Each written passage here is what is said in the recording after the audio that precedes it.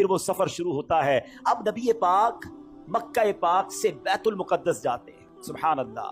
بیت المقدس کا سفر یہ براق پر کیا جاتا ہے. براق کی بات بھی سن لو ہے، جو اتنا پیارا مہمان ویسی سواری بھیجی جاتی ہے نا. اگر کوئی بہت بڑی شخصیت ہو تو اس کو ذرا اچھی گاڑی میں بلایا جاتا ہے. نارمل بندے کو کہا جاتا ہے آپ آ جائیے گا، ٹھیک ہے. اور بہت ہی زیادہ معزز ہو بندہ کہتا ہے کسی دوست کی اچھی والی گاڑی لے کے بھیجوں، اتنی بڑی شخصیت ہے، اس کے سٹینڈرڈ کی کوئی سواری ہونی چاہیے. اللہ نے اپنے پاس اپنے حبیب کو بلانا ہے. سواری بھیجی جنتی سواری براق. اچھا براق جو تھا اس کی سپیڈ کیا تھی ذرا سنیے گا. حدیث میں مضمون ملتا ہے کہ براق کی سپیڈ اتنی تھی کہ جدھر نگاہ پڑتی تھی ادھر اس کا پیر پڑتا تھا.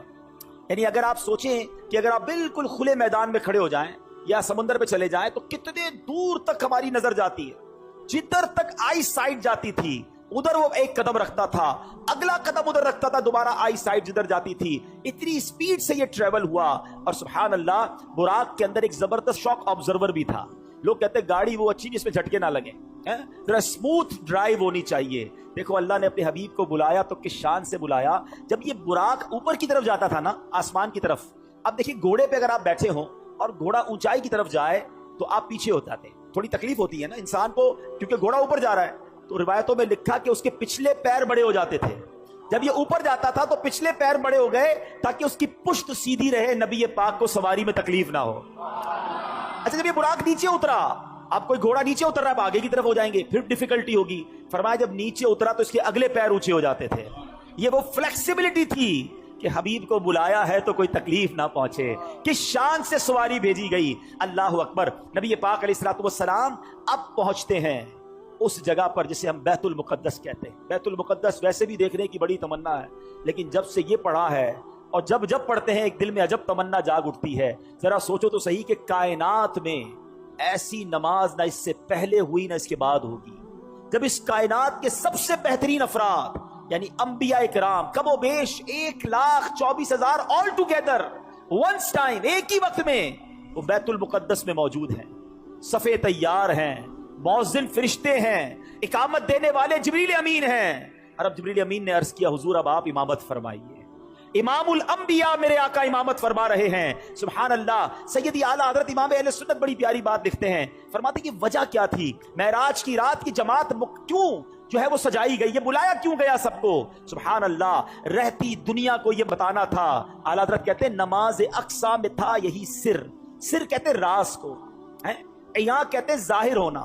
فرماتے نماز اقصا میں تھا یہی سر، یہی راز تھا کہ ایاں ہو مانائے اول آخر، پتا چل جائے دنیا کو کون اول ہے کون آخر ہے دست بستہ پیچھے حاضر، سارے ہاتھ باندھے کھڑے ہیں کون جو سلطنت آگے کر گئے تھے. اقصا میں سواری جب پہنچی جبریل نے بڑھ کے کہی تقبیر، نبیوں کی امامت اب بڑھ کر سلطان جہاں فرماتے ہیں. اللہ اللہ کہو، اللہ اللہ اللہ اللہ اللہ اللہ کہو، اللہ اللہ.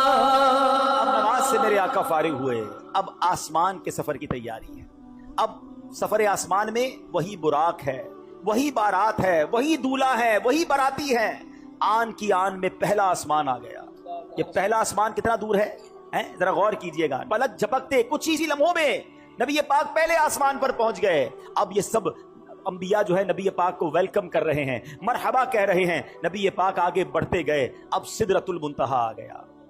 اب یہاں جو ساتھی ہے جو ام ہانی کے گھر سے لے کر ساتھ جا رہے جبریل امین، وہ عرض کرتے کہ حضور بس اب یہاں سے آگے میں نہیں جا سکوں، یہ میری لمٹ ہے، اس سے آگے گیا تو میرے پر جل جائیں گے. اللہ اکبر. اب اس کے آگے فقط رب کے حبیب جا رہے ہیں. یہ وہ مقام ہے کہ جبریل امین بھی پیچھے رہ گئے. اللہ اکبر. اب جناب نبی پاک علیہ الصلوۃ والسلام جب آگے جاتے ہیں، جبریل ٹھہر کر سدرا پر بولے جو بڑے ہم ایک قدم جل جائیں گے سارے بالوں پر، اب ہم تو یہیں رہ جاتے ہیں. جبریل ٹھہر کر سدرا پر بولے جو بڑے ہم ایک قدم چل جائیں گے سارے بالوں پر، اب ہم تو یہیں رہ جاتے ہیں. اللہ اللہ کہو، اللہ اللہ اللہ اللہ اللہ اللہ کہو، اللہ اللہ. پاک کا جو اگلا سفر ہے نا، اس کے بارے میں کوئی کچھ نہیں بتا سکتا کہ وہاں کیا ہوا، کتنی دیر دیدار ہوا، اللہ نے اپنے حبیب کو کیا دیا، حبیب پاک نے کیا لیا۔ وہ ایسی راز کی باتیں ہیں، وہ ایسی کرم کی باتیں ہیں کہ جتنا اللہ کریم نے قرآن میں بتایا اور جتنا حبیب پاک علیہ الصلوۃ والسلام نے ہمیں آ کر بتایا، اس کے علاوہ کوئی اس کے بارے میں نہیں جانتا۔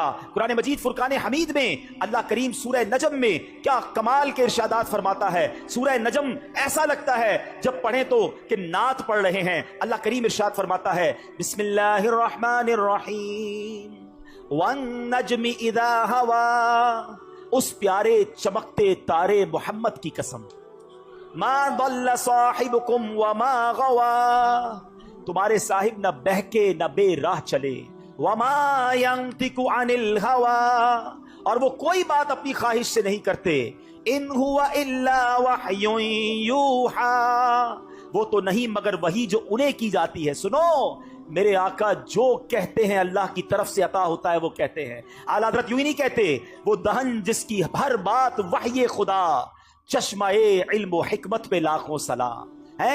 اب یہ قرآن بتا رہا ہے کہ کیا ہوا وہاں پر۔ فرمایا ثم دنا فتدلا فکان قاب قوسین او ادنا، پھر وہ جلوہ نزدیک ہوا۔ قرآن کہتا ہے پھر خوب اتر آیا، تو اس جلوے اور اس کے محبوب میں 2 ہاتھ کا فاصلہ رہا، بلکہ اس سے بھی کم۔ اب باتیں کیا ہوئی وہاں پر؟ قرآن کہتا ہے فَأَوْحَى إِلَىٰ عَبْدِهِ مَا أَوْحَى، اب وحی فرمائی اپنے بندے کو جو وحی فرمائی، رب نے جو فرمانا تھا فرمایا اور محبوب نے جو لینا تھا وہ لے لیا۔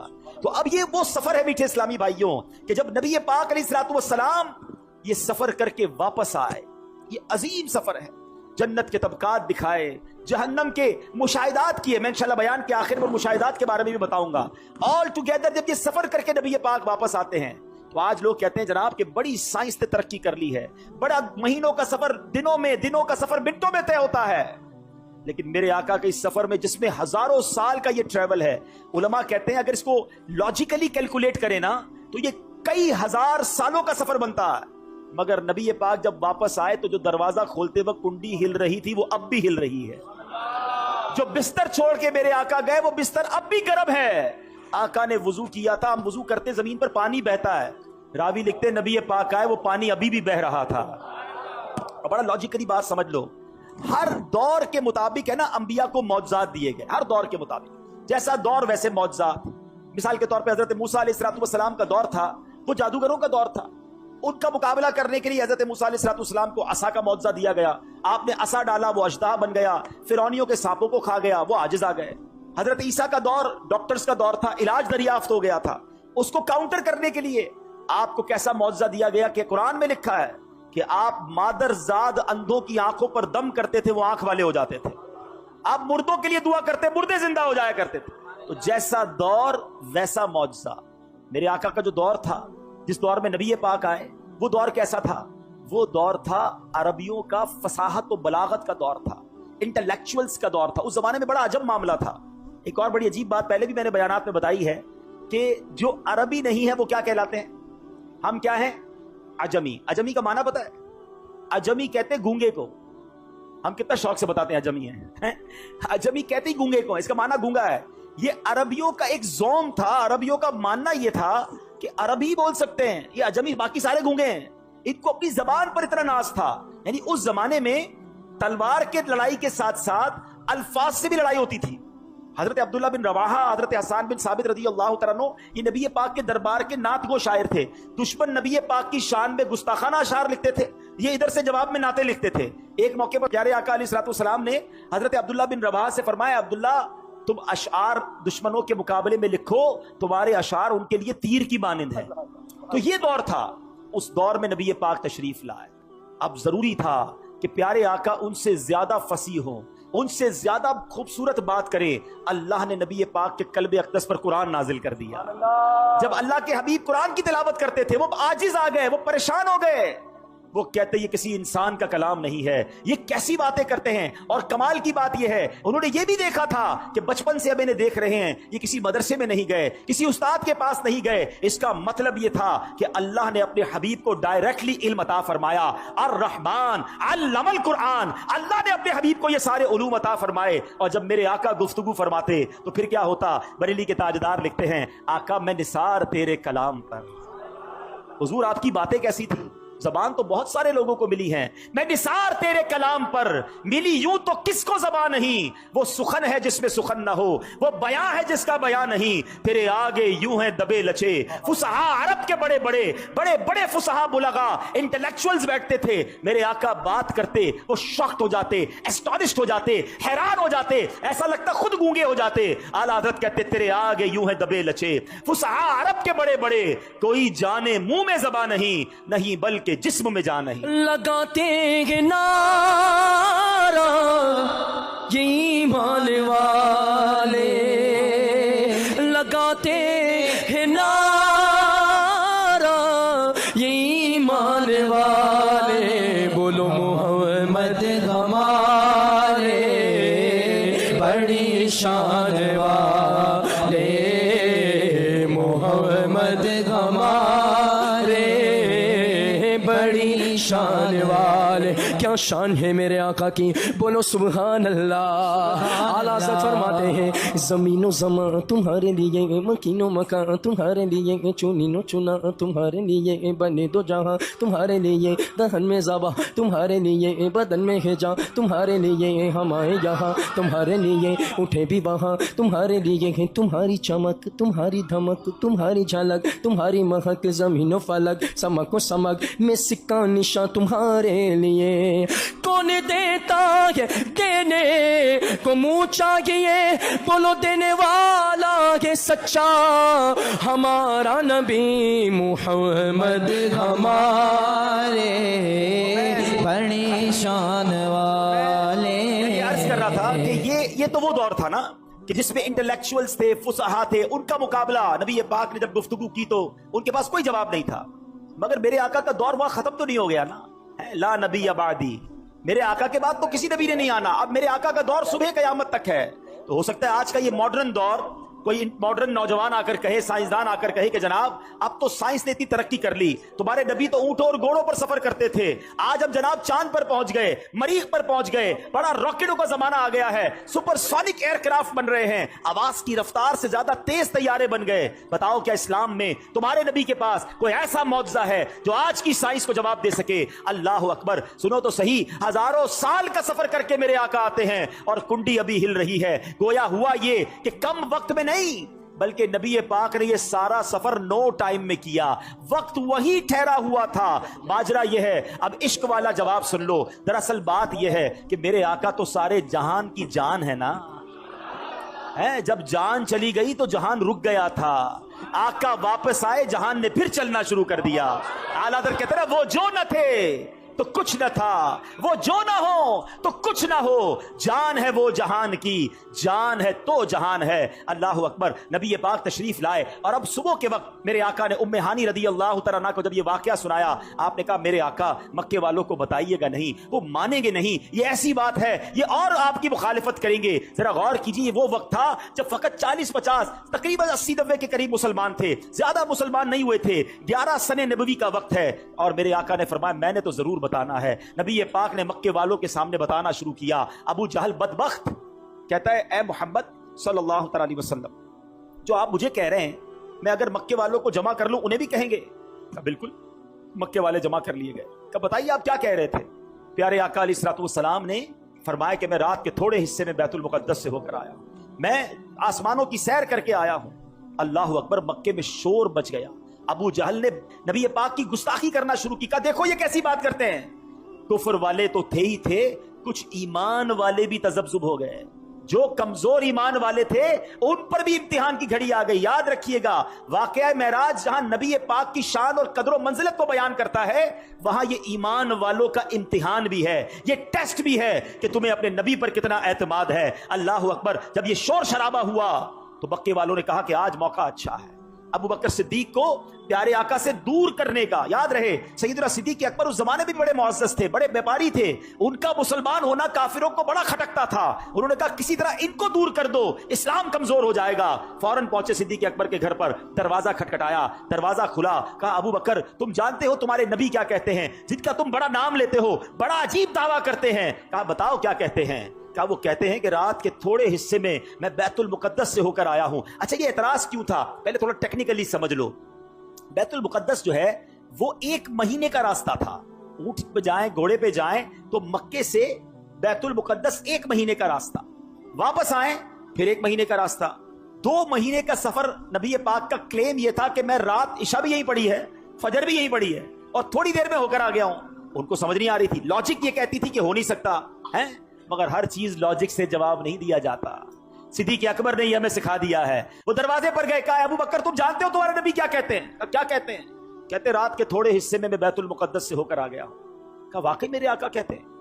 हो सकता है सवाल करने वाले ने सोचा हो कि अब तजब्जुब आ रहा है, हेजिटेशन आ रही। कहा हाँ तुम्हारे नबी यही कहते हैं। अगर मेरे आका फरमाते हैं तो हक फरमाते हैं, सच फरमाते हैं। कहा अबू बकर तुम तो बड़े होशियार, बड़े अक्लमंद, तुम कैसे यकीन से कह सकते हो ये सच है? क्या कमाल का जवाब दिया।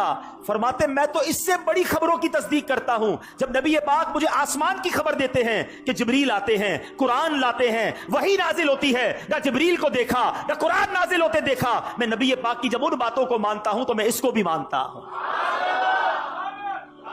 अब जरा जो मैं बात समझाना चाह रहा हूं अकीदे की, ठीक है, हर 27 रजब को यह मामला होता है।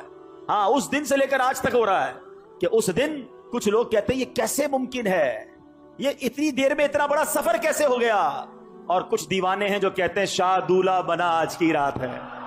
ये नसीब वालों का हिस्सा है, सिद्दीक अकबर की राह पर चलने वाले, उनके नक्शे कदम पर चलने वाले मरहबा या रसूल अल्लाह के नारे लगा रहे हैं, सारी दुनिया में मेराज की खुशियां मना रहे हैं। और जो अबू जहल को देख रहे हैं कि अबू जहल ने वहां भी आर्ग्यूमेंट किया था, वो आज भी ये सवाल कर रहे हैं कि नहीं जनाब ये मेराज जो है ये रूहानी थी, ये ख्वाब में थी, ये फिजिकली नहीं थी। अरे बड़ा आसान, बच्चे भी समझ जाएंगे आज अगर मैं जिस बात को समझाने जा रहा हूं। मैं आपसे सवाल करता हूं, अगर नबी पाक ने 27 रजब की सुबह यह दावा किया था, यह क्लेम किया था कि मैं ख्वाब में बैतुल मुकद्दस गया हूं, तो किसी को कोई एतराज बनता है?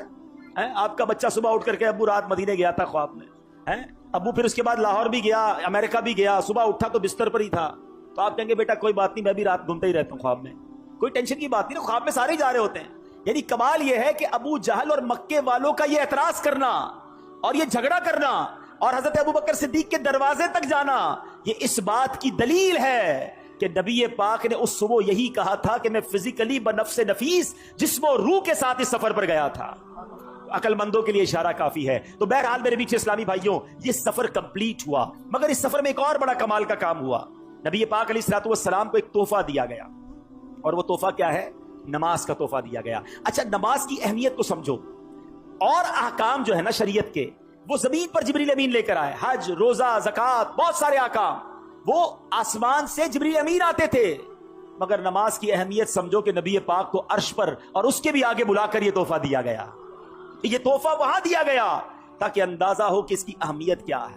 मगर जब मेरे आका वापस आ रहे हैं तो हजरत मूसा अलैहिस्सलाम से मुलाकात हो कि ऐ मोहम्मद सल्लल्लाहु अलैहि वसल्लम, रब की बारगाह से क्या लाए हो? प्यारे आका फरमाते हैं कि मुझे 50 नमाजें मेरी उम्मत पर फर्ज की गई है। हजरत मूसा कहते हैं ऐ मोहम्मद सल्लल्लाहु अलैहि वसल्लम वापस जाइए, कम करवा कर लाइए, मैंने बनी इसराइल मेरी कौम को देख लिया है, ये 50 नहीं पढ़ सकेंगे। नबी पाक फिर जाते हैं, वापस आते हैं, 45 हो जाती है। बताइए 45 हो गई, कहा नहीं और जाइए, ये ज्यादा है, कम करवाइए। फिर जाते हैं, 40 हो जाती है। फिर जाते हैं 30, 35, 30, आप अर्ज करते रहे, प्यारे आका जाते रहे।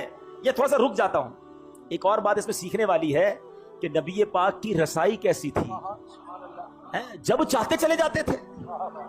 ये एक बार जाना नहीं हुआ, कसरे दना तक किसकी रसाई, जाते ये हैं, आते ये हैं, फिर जाते ये हैं, आते ये हैं। ये कैसा कनेक्शन था, ये कैसी इजाजत थी। अच्छा एक और इश्क वाली बात उलमा कहते हैं कि हजरत मूसा ने हमारा तो भला किया ही किया, अपना भी एक भला किया था। कोहे तूर पर देखना चाहते थे ना, नहीं देख पाए ना। आज भी कुछ उशाक पता है जो मदीने से आता है ना, उसकी आंखों का दीदार करते हैं कि हमने मदीना नहीं देखा, इन आंखों ने मदीना देखा, इन आंखों को चूम लूं। हजरत मूसा प्यारे आका की उन आंखों को देखना चाह रहे हैं। हुजूर जरा फिर देख कर आइए, मैं फिर आंखें देख लूं। आप फिर अल्लाह की बारगाह में जाइए, मैं फिर आपकी आंखें देखूं। बार बार नबी पाक जा रहे हैं, आखिर 5 हो गई। हजरत मूसा ने तो वहां भी कहा था हुजूर इसको भी कम करवा के लाइए। नबी पाक फरमाते हैं मुझे हया आती है अल्लाह की बारगाह से। मगर वहां से इरशाद क्या हुआ, हदीस पाक है कि जब 50 से 5 कर दी गई तो आवाज दी गई, ए महबूब हमारी बात नहीं बदलती, आप अलैहिस्सलाम के लिए इन 5 के बदले में 50 का सवाब है। ऐ मुसलमानों, ये तोहफा मेराज की रात मिला। तो आज सब नियत कर लें कि आज के बाद हमारी कोई नमाज कज़ा नहीं होगी इंशाअल्लाह। कुछ भी हो जाए, ये बहाने ना किया करो नमाज के साथ, तबीयत ठीक नहीं है, सर में दर्द है, अगले जुम्मे से पढ़ लूंगा, रमजान आने दो फिर पढ़ लूंगा।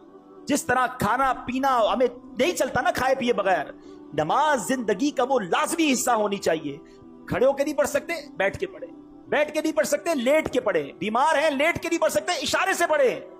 अगर नमाज माफ नहीं है तो आज ये नियत करनी है इंशाअल्लाह। ये मेराज की रात हमें याद दिलाती है। अच्छा मजे की बात है, नबी पाक की मेराज तो रब की बारगाह में हाजिरी है, और नमाज को मोमिन की मेराज कहा गया। और पता ये किधर ले जाएगी नमाज? जब नबी पाक ने रब का दीदार किया तो दिल के किसी कोने में, काबिल तो नहीं मगर तमन्ना तो जागती है ना कि काश हम भी अपने रब को देखें। हैं जिस खालिक ने बनाया, जिस खालिक की कायनात ऐसी है, मेरा वो खालिक कैसा होगा। हैं तो अब सुनो, अहादीस में ये मजमून मिलता है कि जो नमाजी होगा उसको बरोज़े क़यामत अल्लाह का दीदार करवाया जाएगा। तो अल्लाह का दीदार करना है ना, तो फिर नमाज पढ़नी है इंशाअल्लाह। अब नमाज कज़ा नहीं होगी इंशाअल्लाह। एक और अकीदे की बात, इश्क की बात है। लोग कहते हैं दुनिया से पर्दा फरमाने के बाद कोई मदद नहीं कर सकता। नमाजें वो 5 पढ़ते हैं, हाँ भाई 50 नहीं पढ़ते। ये मदद किसने की थी, ये मशवरा किसने दिया था? हजरते मूसा अलैहिस्सलाम ने। वो तो पर्दा फरमा चुके थे। तो अगर मदद मांगना गैरुल्लाह से और वो भी दुनिया से चला गया गलत है, तो फिर उन लोगों को तो 50 पढ़नी चाहिए। हैं हम तो मानते हैं भाई कि अल्लाह वाले दुनिया से जाने के बाद भी मदद फरमाते हैं। तो अब ये समझने वाली बात है कि ये अहादीस में है, अल्लाह के हबीब फरमा रहे हैं कि मुझे हजरत मूसा ने कहा कि जाइए वापस अर्ज कीजिए। तो इसका मतलब ये हुआ कि अल्लाह के नेक बंदे और अंबिया, तो सुभान अल्लाह, अंबिया, सहाबा, औलिया अल्लाह के करम से ये दुनिया से पर्दा फरमाने के बाद भी मदद करते हैं। ये यकीनन हमारा अकीदा है कि जितने ये जो बुजुर्गाने दीन हैं, ये मरने के बाद जो भी हेल्प करते हैं ये अल्लाह की अता से करते हैं। ये हमेशा याद रखिए, बिइज़्निल्लाह अल्लाह इन्हें ये पावर देता है और वो रब की अता से किसी की मदद करते हैं। हर नबी, हर वली, हर सहाबी वो मोहताज है रब का, रब किसी का मोहताज नहीं है। तो अगर ये अकीदा है तो इसमें कोई प्रॉब्लम नहीं है और इसमें कंफ्यूज होने की भी जरूरत नहीं है। बहरहाल मेरे मीठे इस्लामी भाइयों, इस वाक़े के बाद कुछ बड़े अजब वाक़यात भी हुए जो नॉर्मली आपने नहीं सुने होंगे। कि एक सफर मेराज के बाद नबी पाक अलैहिस्सलाम घर आए। घर से बाहर जब आए तो एक कनीज को देखा जो रो रही थी, बेचारी कमजोर सी कनीज थी और उसके हाथ में एक आटे का थैला था। नबी पाक ने फरमाया क्यों रो रही हो? कहती हुजूर मैं फलां गैर मुस्लिम की कनीज हूं, मेरे मालिक ने मुझे चक्की में आटा पिसवाने के लिए भेजा, मैं बीमार हूं, चल भी नहीं पाती हूं, अब मुझे देर हो गई है, मुझे डर है कि अब मैं ये आटा लेकर लेट पहुंचूंगी ना तो मुझे बहुत डांटेगा, मुझे सजा देगा। बेचारी चल भी नहीं पाती थी। अल्लाह के हबीब, रब के हबीब अभी अभी मेराज से आए हैं, इतना बड़ा शरफ पाकर आए हैं, मगर नबी पाक ने फरमाया अच्छा चलो मैं तुम्हारे साथ चलता हूं, तुम्हारे मालिक के पास तुम्हारी सिफारिश कर दूं। नबी पाक ने उस कनीज का आटे का थैला उठा लिया। थोड़ी देर रुकता हूं, मुझे और आपको कोई बड़ा मकाम मिल जाए तो अब गरीब तो गए ना, उनसे मिलने की क्या जरूरत है भाई, मेरे तो ताल्लुकात किधर हैं, मैं तो फला प्रोग्राम में जाता हूं, मुझे तो उधर बिठाया जाता है, मेरा ताल्लुक बड़े लोगों से, आप पुराने दोस्त, गरीब रिश्तेदार, उनका क्या करना है? अरे अर्श के दूल्हा बनकर आए हैं और कनीज के आटे का थैला उठा रहे हैं। तेरी आजजी पे लाखों, तेरी सादगी पे लाखों, हो सलाम आज जाना मदनी मदीने वाले। सुनो, मेरे आका उसके घर पहुंच गए, दरवाजा खटखटाया। वो नबी पाक अलैहिस्सलाम को जब दरवाजे पर गैर मुस्लिम देखता है तो हक्का बक्का रह गया, जानता था कि ये मुसलमानों के नबी हैं। तो कहा आप कैसे तशरीफ लाए? तो फरमाया कि ये तुम्हारी कनीज है, परेशान थी, डर रही थी तुम्हारे पास आने के लिए, इसको माफ कर दो। तो बताइए वो क्या कहता है, वो जो गैर मुस्लिम था, कहते बोले मुझे बताइए आपको आज रात मेराज नसीब हुई है ना? गैर मुस्लिम कहता है ए मोहम्मद सल्लल्लाहु अलैहि वसल्लम आज रात आपको मेराज नसीब हुई है?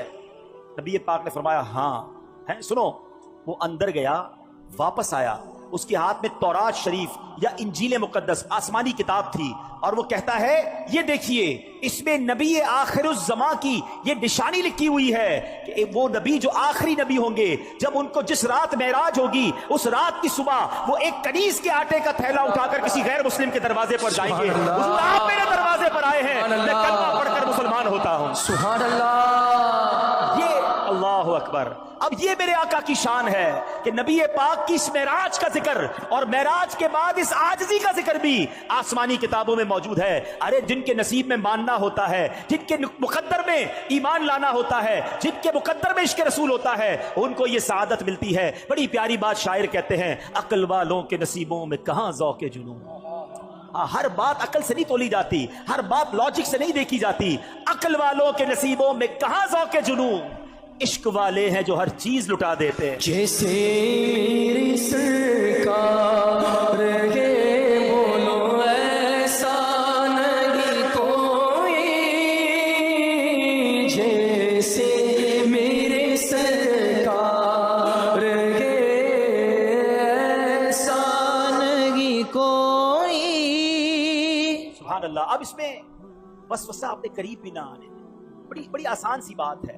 کیا پہلی جماعت کے طالب علم کو میٹرک کی کتابیں سمجھ آئیں گی؟ میٹرک کے طالب علم کو MBBS کی کتابیں پکڑا دو, اس کو سمجھ نہیں آئیں گی. تو ہم یہ کیوں سمجھتے ہیں کہ میرے دماغ میں جو اتنا سا دماغ ہے اس میں اللہ کی قدرت کی ساری باتیں آ جائیں؟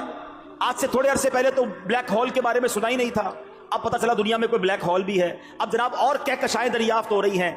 ہر بات عقل سے اور میری عقل میں آ جائے تو ہی ٹھیک ہے, یہ میری عقل کا ہی فطور ہے. ارے جب اللہ اور اس کا رسول نے فرما دیا تو اب میرا کام ماننا ہے. ہمارا وہ پنجابی لوگ بڑی پیاری بات کہتے ہیں اسی منن والے ہیں, سوچن والے نہیں ہیں. منن والے بنے, ماننے والے بنے, ہمارا کام لبیک کہنا ہے. مجھے بتاؤ نا, آج سے 50 سال پہلے کوئی سوچ سکتا تھا کہ کوئی ایسا فون بھی ہوگا جس میں تار نہیں ہوگا؟ اچھا جناب, اس میں ہم آواز کے ذریعے بھی بات کریں گے, ویڈیو کے ذریعے بھی ایک دوسرے کو دیکھ سکیں گے. سچی بات بتاؤں, یہ کرامتیں معجزات سمجھانا اب سائنس نے بڑا آسان کر دیا ہے. پیران پیر دستگیر کیا کہتے ہیں؟ فرماتے ہیں, نظرت الی بلاد اللہ جمعا کخردلۃ علی حکم اتصالی. غوث پاک کہتے ہیں میں اللہ کے شہروں کو اس طرح اپنی ہتھیلی پہ دیکھتا ہوں جیسے رائی کے دانے کو دیکھتا ہوں.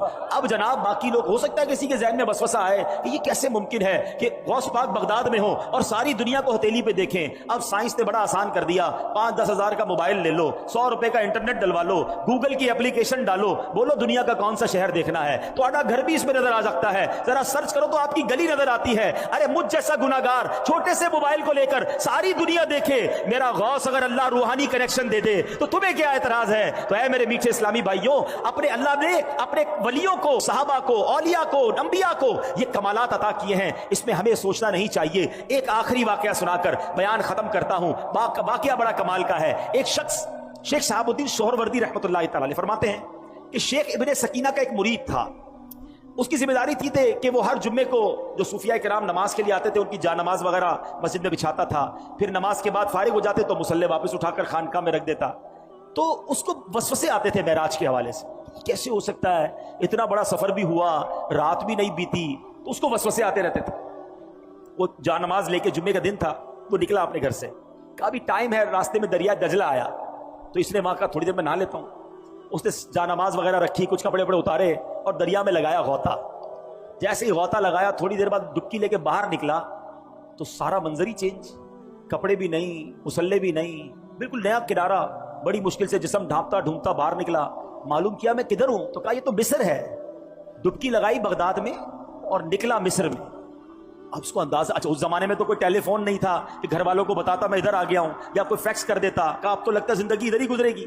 وہ گیا کسی سونار کے پاس, سونار سے کام وام سیکھا, نوکری کرنا شروع کی, اور وہاں اس سونار نے جب اس کا کام اچھا دیکھا, کچھ عرصے بعد اپنی بیٹی سے اس کی شادی کر دی. 7 سال یہ بندہ ادھر ہی رہا. 7 سال کے اندر اس کے 3 بچے بھی پیدا ہو گئے. اس کے بعد پھر کسی وقت وہاں نہانے آیا. اب اس نے جو ڈبکی لگائی تو نکلا دریا دجلہ میں. وہ جا نمازیں بھی پڑھی ہیں, وہ کپڑے بھی پڑے ہیں, حیران, کپڑے پہنے, جا نمازیں اٹھائیں, وہاں پہنچا تو وہی جمعے کا دن ہے, جا نمازیں بچھائیں, لوگوں نے جمعہ پڑھا. اس کے بعد پیر صاحب کے پاس آیا اور پیر صاحب کو کہا کہ پیر صاحب ایسا ایسا واقعہ ہوا ہے, آج ہی کے دن میں 7 سال گزار کر آ گیا ہوں. پیر صاحب نے کہا کوئی وسوسہ تو نہیں آتا تھا تمہیں؟ کہاں ایک وسوسہ آتا تھا. کیا آتا تھا؟ کہا میں سوچتا رہتا تھا کہ یہ معراج کا جو سفر ہے یہ اتنا بڑا سفر ہوا اور وقت کیسے نہیں گزرا. پیر صاحب کہتے ہیں اللہ نے تجھے وہ سب کچھ دکھا دیا ہے، جا کے اپنے بچوں کو لے کر آ مصر سے ہیں۔ اب یہ اللہ والوں کی باتیں ہیں۔ ابھی بھی اس واقعے کے بعد بھی ہو سکتا ہے کسی کے ذہن میں یہ بات آئے کہ جناب یہ کیسے ممکن ہے، شاید آج سے 50-100 سال بعد سائنس کوئی ٹائم مشین بنا لے گی تو لوگ کہیں گے ہاں یار یہ ممکن تھا۔ نہیں میرے میٹھے اسلامی بھائیوں، عقل کی لمٹ ہوتی ہے، اللہ کی قدرت کی کوئی لمٹ نہیں ہے۔ جو رب کن فرما کر فیکون فرما سکتا ہے، جو اس دنیا اور کائنات کو بنا سکتا ہے، وہ جو چاہے کر سکتا ہے۔ اس نے قرآن میں خود یہ فرمایا ہے ان اللہ علی کل شیء قدیر، وہ خالق ہے، وہ مالک ہے، وہ جو چاہے کر سکتا ہے۔ تو بہرحال اللہ کریم نے ہمارے آقا کو یہ عظیم معجزہ عطا فرمایا، اور کیوں نہ ہمیں خوشی ہو، ہمارے کسی پیارے کو کوئی گفٹ مل جائے، کوئی نام اس کا روشن ہو جائے، ہمیں اچھا لگتا ہے۔ تو ہمارے حبیب کو، ہمارے آقا کو، ہمارے لجپال آقا کو یہ وہ موقع ملا، یہ وہ معراج ملی، یہ وہ سعادت ملی جو اس سے پہلے کسی کو نہیں ملی۔ سبحان اللہ۔ بریلی کے تاجدار لکھتے ہیں نا، وہ خدا نے ہے مرتبہ تجھ کو دیا، وہ خدا نے ہے مرتبہ تجھ کو دیا، نہ کسی کو ملے نہ کسی کو ملا، کہ کلام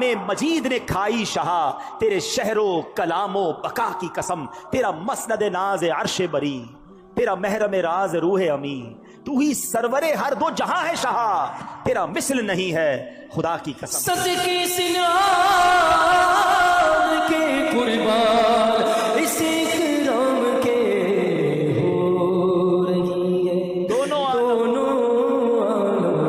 میں تمہاری واہ ہو رہی ہے، دونوں عالم میں تمہاری واہ۔ اچھا، اب نبی پاک کے اس معجزے میں دو کمالات ہیں۔ کمالات تو بہت سارے ہیں۔